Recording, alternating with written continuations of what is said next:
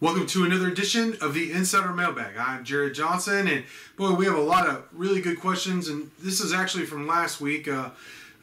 Before I dive into these questions and really answer them and talk about Texas Tech sports, I want to take a moment to acknowledge a reality in my life and why, for one reason, this edition of the Mailbag has been delayed a week, but also to acknowledge just some great blessings in my life and what a great community we have on Inside the Red Raiders. I think many of you watching this know by now that my wife has been diagnosed with cancer. She has been in the hospital for basically 10 days by now. Actually almost 2 weeks. It was Mother's Day, which was one of the terrible parts of it, when she had to go to the hospital. It's been, needless to say, it's been a trying time, and it's something that I felt compelled to share. First, honestly, because I just wanted to have some customers when I came back, because I knew I wasn't going to be producing content, certainly not at the rate that I normally do. I had to take care of my family, my wife and my son, and an extended family as well. So really I posted something on the Insider just for self-preservation, because I know life goes on, and no matter what happens that I'll have to pay bills to take care of my son and myself. So, and it took on a life of its own. It really showed, that thread showed the beauty of this community of Inside the Red Raiders and how we really hold each other up, have each other's back. And I was taken aback. I'm supposed to have the words, but I don't have the words to express my gratitude, how humble I am. I have been by, I could spend an hour, or honestly, I could spend a week just thanking all the people who have prayed for my family, who have donated money to that GoFundMe that my wife's book club girls, her friends, started. All of you, so many of you stepped up and really have helped our family. And I want to tell you out there that we're going to start a private account. My banker is actually a subscriber on Inside the Red Raiders, just a coincidence. And anything that we have that runs over, I don't know if it will or not. I honestly I have an idea of the expenses, but I don't know. But anything that runs over, we're going to donate to a charity of my wife Alicia's choosing. Something around cancer to help cancer patients, or I don't know, something. We're going to do something. We're definitely going to pay it forward. A big part of my life moving forward after this is going to be paying it forward. But I know some of you out there, you may not care about any of this, and I completely understand that. So I won't take any more time talking about this other than just to say, man, I am so thankful to have this community. Texas Tech fans are the best. You continue to show that.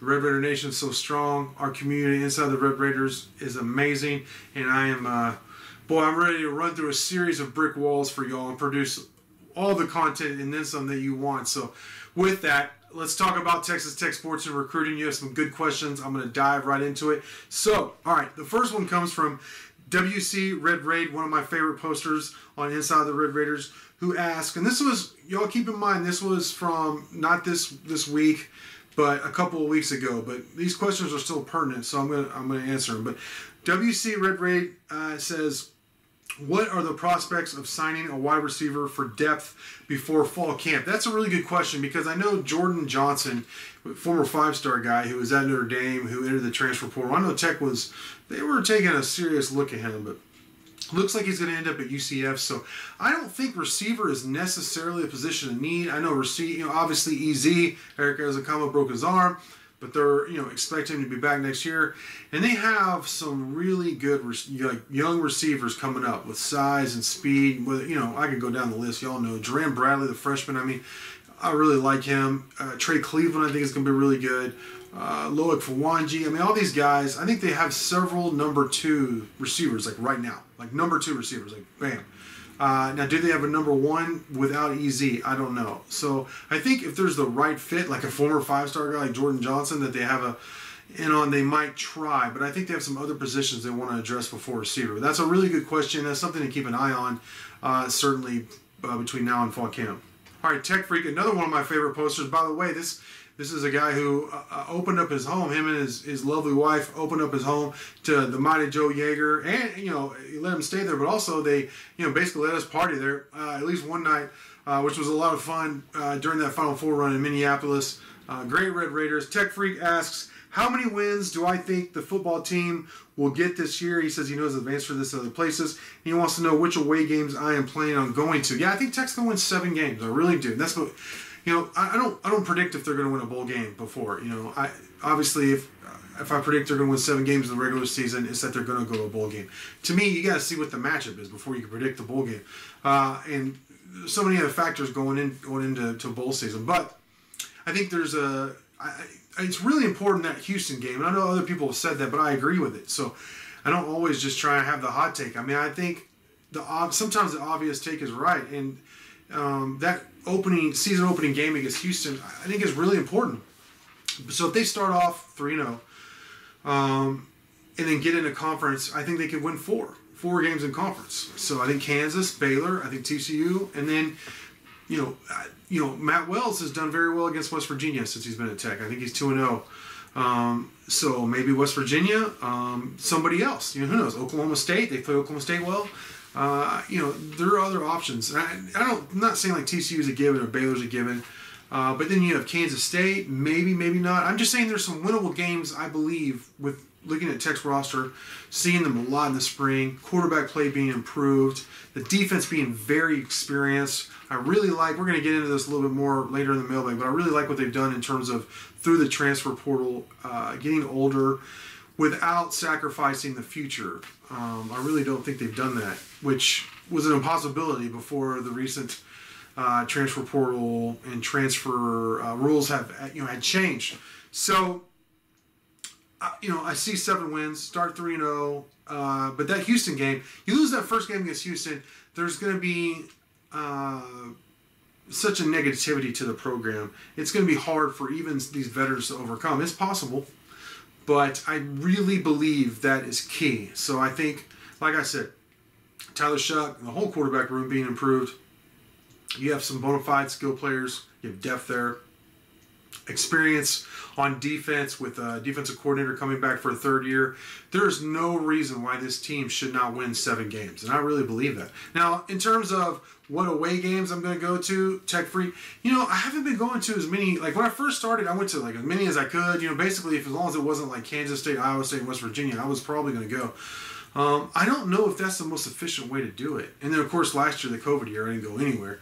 We were on a travel freeze at CVS. So, but just looking at the schedule, there's some really good away games. I mean, Houston, obviously, at NRG, and that's something to consider for sure. I mean, I could drive there, crash. Heck, I could crash. Y'all are always so generous offering your homes up to us and everything, including you, Tech Freak. But I mean, of course, we're well taken care of by 24/7 and CBS. But going to that, it's such a pivotal game. I kind of want to get the feel of it. There's something about being there and getting the feel of a game, which comes out, I think, in your writing or your videos. When I'm talking with y'all. So that would be important. I mean, obviously, the game in Austin is something to think about. Baylor, just because they haven't played in Waco, I mean, I know they played 2 years ago in Waco, but they haven't played a whole lot there in Waco, and I kind of want to go see the new stadium and all that. And they were so close to winning just 2 years ago, that overtime game, which, look, I mean, let's be honest, that should have been a win. That was stolen from them. And they gave it away. So, but I digress. The Baylor game is another pivotal game. All these games are obviously pivotal, but I just think those are games that Tech has a real chance of winning. Then they played Oklahoma. I'll probably skip that, to be honest. But those are the games I'm thinking of that I think, because I think they play at West Virginia. Yeah, they do, and I'm not going to that. It's so hard to get to. I wouldn't be able to produce as much content as I'd like to. I spend so much time traveling, just through experience. I mean, I want to go there and see it, and I'd probably get in trouble partying. I'd probably be burning couches with the natives there, but it looks like a lot of fun. But I don't know how much work I would get done, so I think I'm going to stay here for that one. But I think there's a couple games I might go to this year. I'm interested in doing some, getting out, and like I said, just getting a feel for these games. All right, Texan 40 wants to know, this is a really complicated question to answer, or it's a complicated answer to this simple question, to be honest. He says, reason for the lack of 2022 football commits, am I concerned? And he believes his Tech is the only Power 5 program without one. Now, I think, I'm not going to make too many excuses. I'm going to call it like it is. But it's complicated. First off, the reason why they don't have commits right now is the lack of success. Back-to-back 4-win seasons. I know last season was a 10-game schedule, but you know what I mean. Not a lot of success the last 2 seasons. Last several seasons, not just Coach Wells, but, I'm not going to go back to the misery. I'm not a sadist here. I'm not going to go back through it. But we know the history. Not a lot of success here recently. And then, Coach Wells is not exactly like a bona fide, well-known Power 5 coach. I think he was ranked 60th among Power 5 coaches, or something like that, around by CBS recently. So, I mean, it doesn't mean he's not a good coach. It's just he's not like a super well-known coach.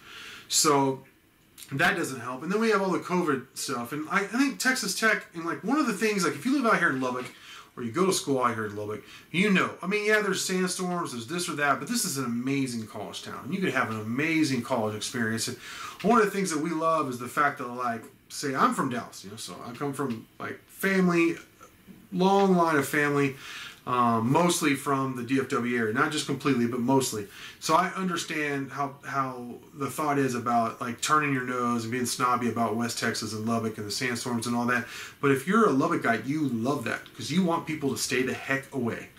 You don't want Lubbock to get too big. There's already 250,000 people, And in terms of being a student and where Texas Tech is everything and just the whole, honestly, the party scene and beautiful scenery. Tech is known for having beautiful girls that come here. I mean, it just makes a lot of sense. And to feel how nice the people are here, West Texans, you can't reinvent that, especially if you're coming from Dallas or Houston or even Central Texas. It's just like, for me, I was born and raised, or not born, I was born in Houston and then raised in the Metroplex. So you're talking about big city.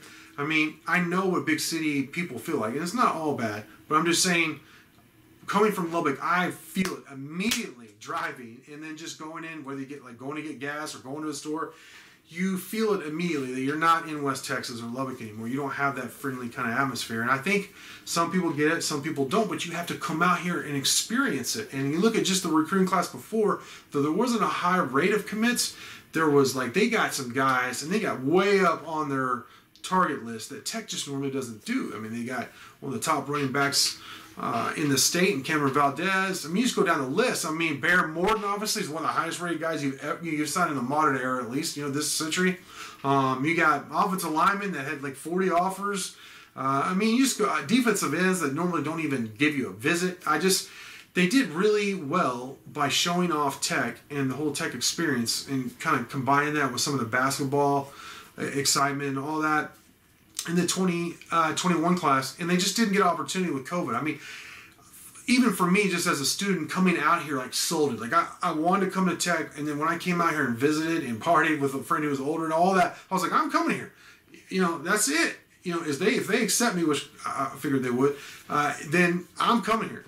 And so that's just my experience. I've heard so many experiences like that through covering recruiting, and they just didn't get that. Now, you get that with some of that, but if you get recruited by, let's just say Oklahoma, let's just say in the Big 12, Oklahoma. I mean, there's some, look at their tradition. There's a good chance you're going to go to the NFL. All those things that you think about with a big time program that Tech just isn't right now. That you can't sell that. You just can't, other than maybe a wide receiver and linebacker right now.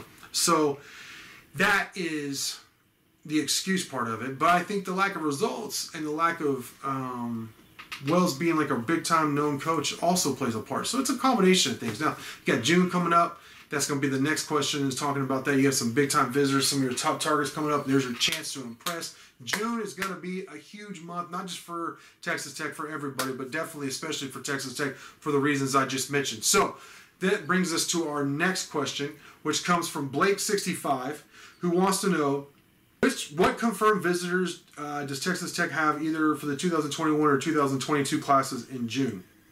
It says, hopefully if recruiting opens up, which it's going to. I mean, I don't see why it wouldn't. Now, we're going to have a full list. I've been compiling them and talking to recruits. I've interviewed like almost all of these guys that are going to be that are confirmed coming in. And I'm going to post it no later than June 1st. I just want to make sure I have all my ducks in a row and all that.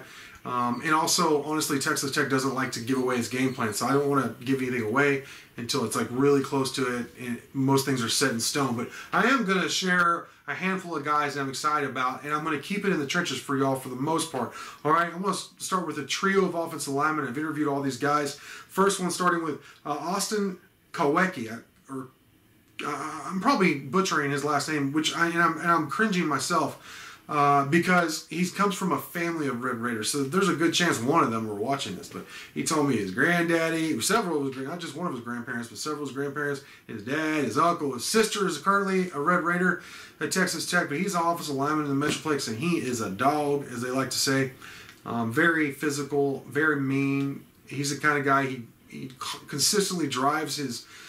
the guy he's blocking off the screen in his highlights. They can't keep him in the screen because he's just blowing him up. So Austin Kowecki is what I'm saying. Hopefully somebody will correct that if that's wrong.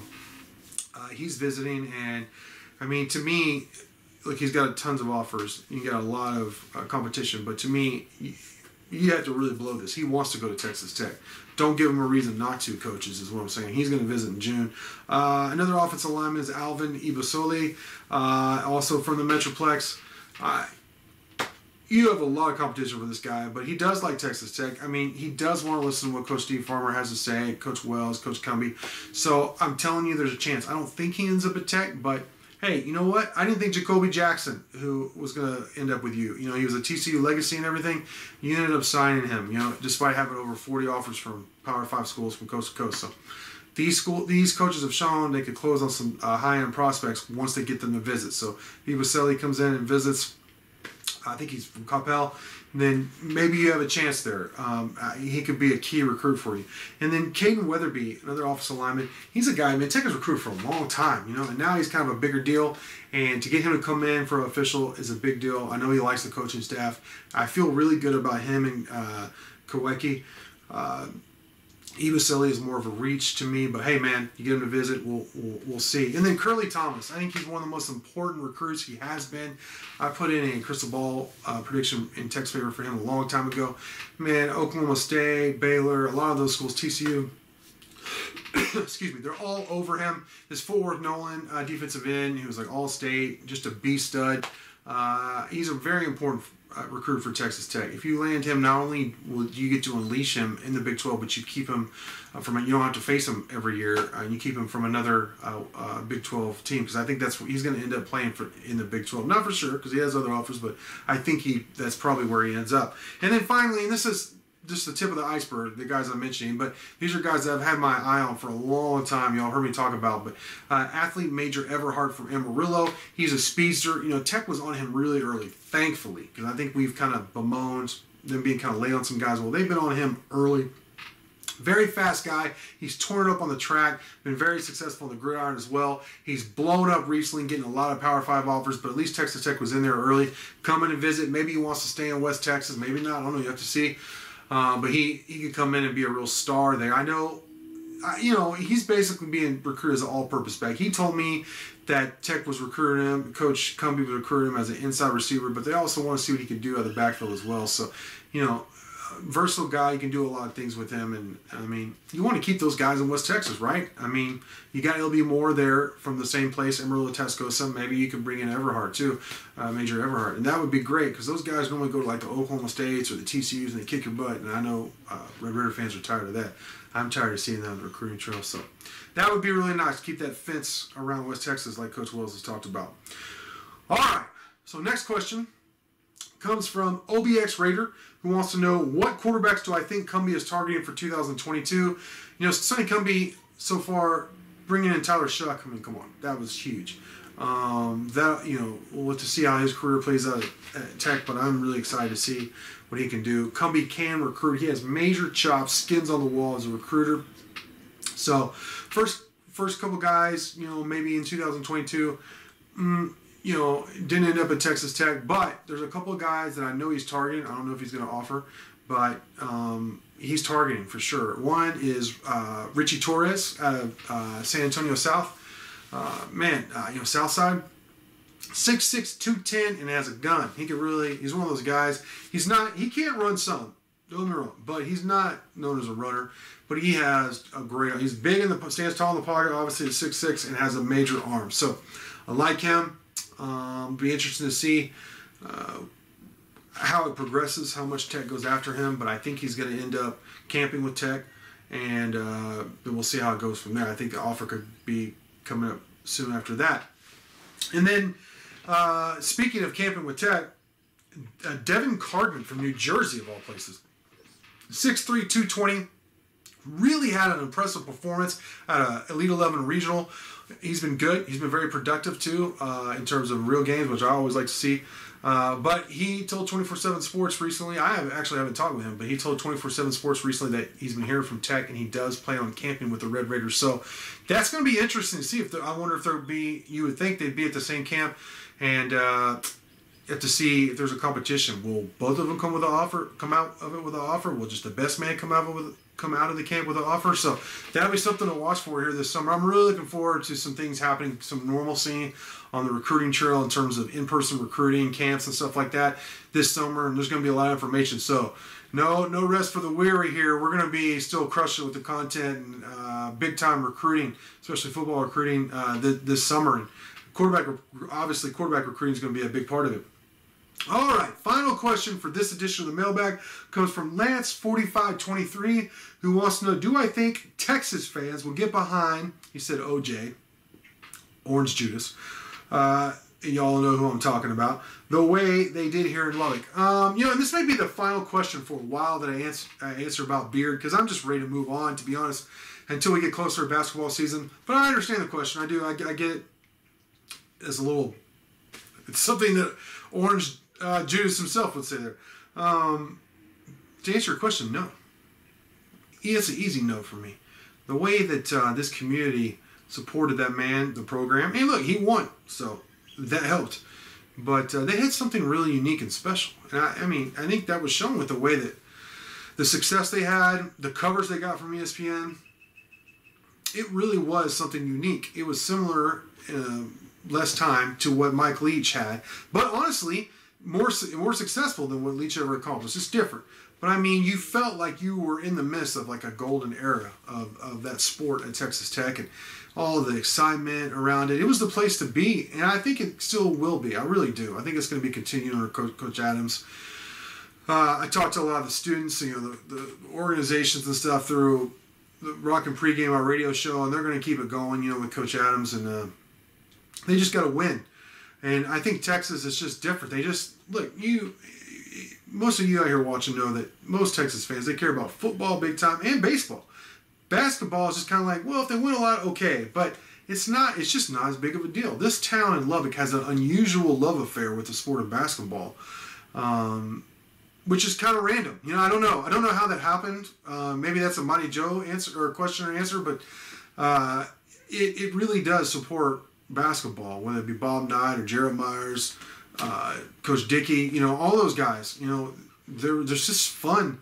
Red Raider basketball has always been edgy and fun to me, and certainly was with the previous coach. And I don't think they're going to get that support in Austin. First off, there's a lot more distractions in Austin, and it's just a completely different culture. It's still Texas in a way, but it's a completely different culture. No, I do not think they're going to support him there the way that Lubbock or the great Red Raider Nation did here. So we shall see. It'll be interesting to find out. But with that, again, I want to thank everybody. I don't have the words to thank you. I'll try with content and all that as much as I can, and try and pay it forward for sure. But I can't thank you all enough for how much you've supported my family with even just prayers or well wishes, whatever you believe in.